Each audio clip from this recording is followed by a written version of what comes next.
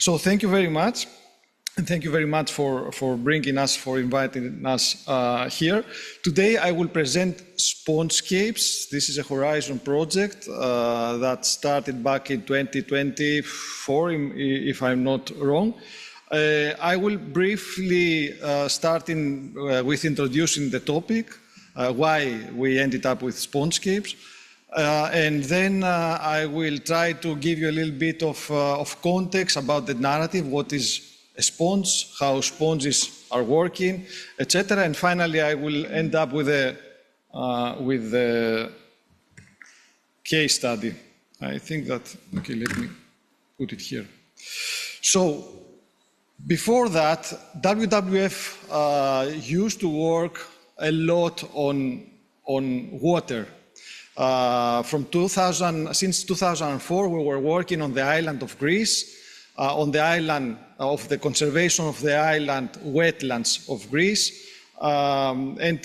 There was a lot of things that we succeeded, like a presidential decree, halted more than 140 degradation activities in these cases, the restoration of one wetland, which is actually here in Chania, the Moronis estuary, removing more than 40,000 cubic meters of debris in that area. Also one Ramsar resolution that led to one bigger project in the Mediterranean basin, etc. However, we were approaching this topic, water, from the ecological point of view. So, although we knew that wetlands were really important for aquifer recharge, for water replenishment, for a million other cases and ecosystem services, still it was from the ecological point of view, not from the societal point of view. So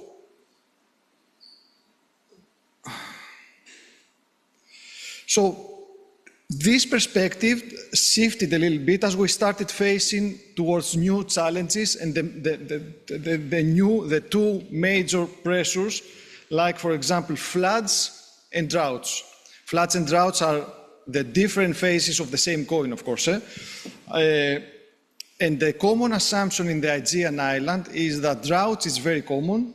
There is only water scarcity. However, this is not the case. And in the last years, we are facing extreme events in the islands, floods that have resulted great impact to the local societies, leading to great significant damages, human losses, etc. So islands, they are both facing, in Greece I mean, they are facing extreme flood events as also drought events. So one major driver for this, of course, as everybody knows here, is climate change. And for the area there in Greece, in the central Cycladic, in the central Aegean Sea, it seems that the projections are not very promising. So on the left, you can see some projection from the recently reviewed flood risk management plan, and it seems that in the next decades, things are going to get worse, more intense and more extremes that will bring more damages to the local societies. And at the same time, the literature says that these areas will face more extreme, more severe droughts, and more extended, of course, droughts. And the second driver is land use change and a sustainable development, often in the expense of the public land, especially, for example, in the riverine systems. So over the past decades, rivers have been and streams have been destroyed, channelized, narrowed, etc. Riverbeds have become smaller. The connection of their streams with the flood lanes have been lost. As you can see here in the picture, and this is a picture from North Crete. a river that used to be, or a temporary river that used to be 70 meters wide back in the 60s. Now it's 15 meters. And back in 2020, there was a big flood event there, and nobody was wondering why, they were wondering why this happened, but nobody came up with this explanation. So to address these challenges, Spongescape's project was launched, as I said, 2 years ago.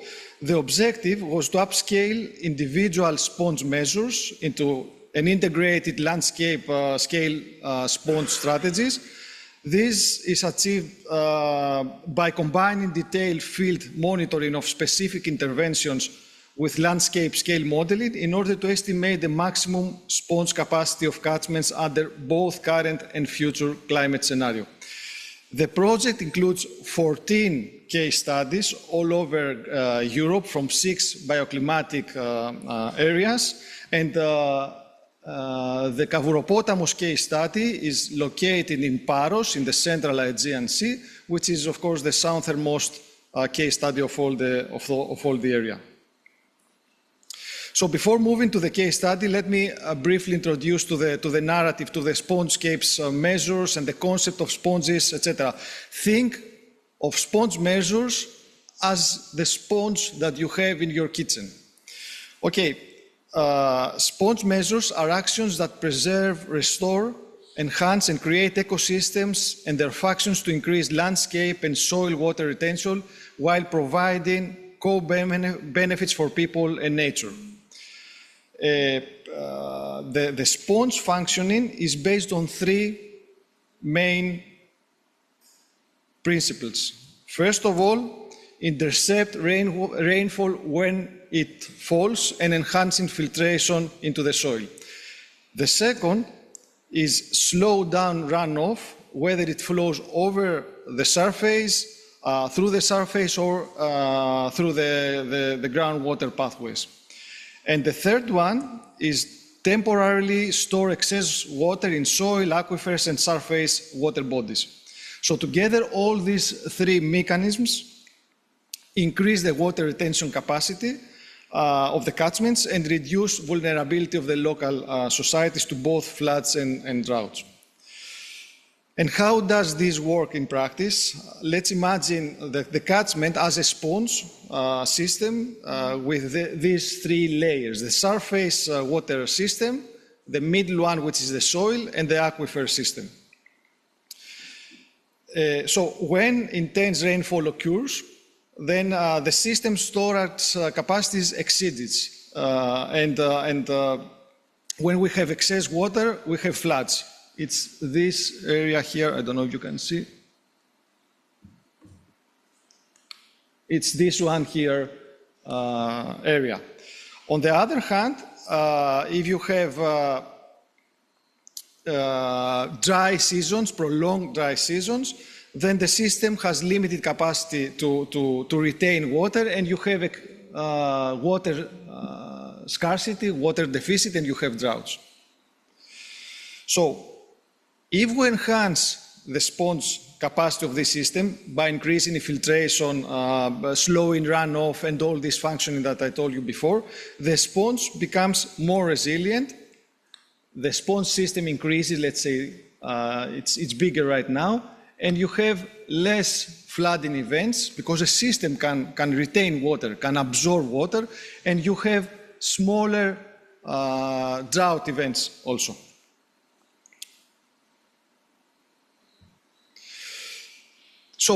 But however, a sponge landscape is not a single measure. You have to put in a landscape a lot of small sponge measures in order to be able to provide a bigger impact and retain more water. And these interventions create a cumulative buffering at catchment scale. And we have some examples here. In agricultural landscape, for example, measures such as hedges, green cover, meadows, etc. In urban level, you have green roofs, swales, urban pods, etc. In freshwater, you have river restoration, you have flat plains reconnection. In forest and in mountainous areas, you have other interventions such as the small check dams that I told you before. Also, the forest can act as sponges. So let's go now to the example, to the Greek case. In Paros Island, back in 2022, we constructed 34 small traditional check dams in a stretch of 1.3 kilometers of Kavouropotamos stream. Kavouropotamos means the stream of the crabs. It used to be crabs in the past. So the aim of the intervention back then was to retain water and increase infiltration so as to enrich the aquifer and enhance biodiversity. And the technical characteristics of these dams were, there are half a meter maximum of height. There are 0.5 to 3 meters long width. And of course, we didn't use any connection materials in between the rocks. So how these check dams work? First, they reduce the flow velocity during rainfall events, which lower, of course, the downstream flood risk. The second is that they create small water ponds, and as a result, we expected back then to boost biodiversity. And the third is that by retaining the water, we expected to enrich the aquifer. To evaluate the ecological impact, a monitoring scheme was created.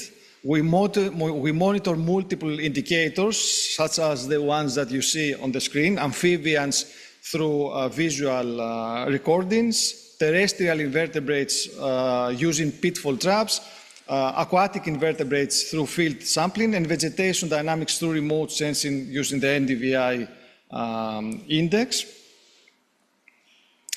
And the monitoring results, here it's up to 2004, but we have newer information that strengthens what we try to say. So we observe a significant increase in both the terrestrial and the hydrophilus and the aquatic invertebrate communities following the construction of the dams. The dams were constructed, I can see here.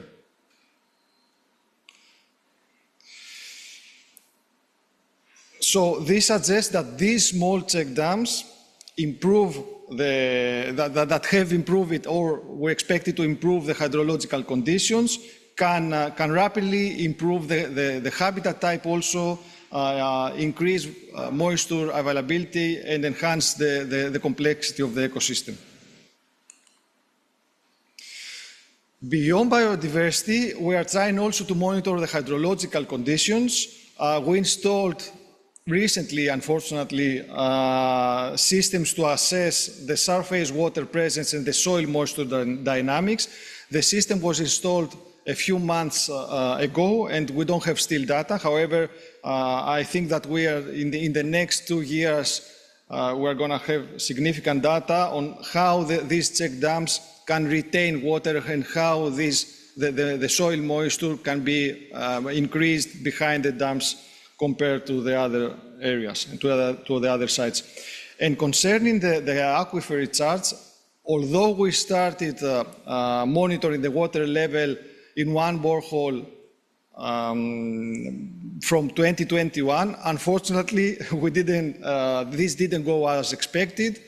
We don't have data from this specific area. However, we are running a similar project in Nios Island, and we are monitoring there 2 boreholes, and it seems that we constructed the check dams in Neos Island in September 2024, and it seems that there is a slightly increase in the level of the water. Although it's not a long set of data, of course, it gives us an idea that the check dams probably support the aquifer replenishment. As I say, it needs a bigger time series to prove this in reality. So beyond this site-level implementation, the project is producing also a set of material, scientific deliverables, etc. You can find them in the site spongescapes.eu. And finally, Spongescapes also supports nwrm.eu, and in the upcoming months, the site is going to renew and hold also the new case studies that we're running in Spongescapes. So thank you very much for your attention. I'm here for any questions.